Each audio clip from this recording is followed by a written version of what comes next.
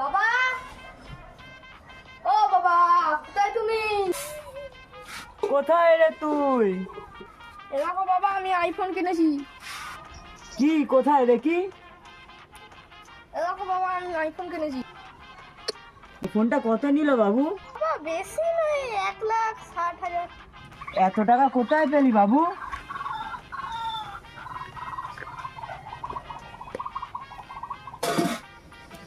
কোথায় পেলি এত টাকা তুই?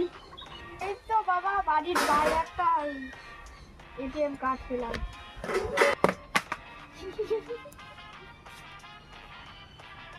এটা কোথা দিয়ে পেলি রে বাবু? এই তো বাড়ির বাইরে এটাই কার্ড। আরে গাধা, এটা তো আমারই এটিএম কার্ড।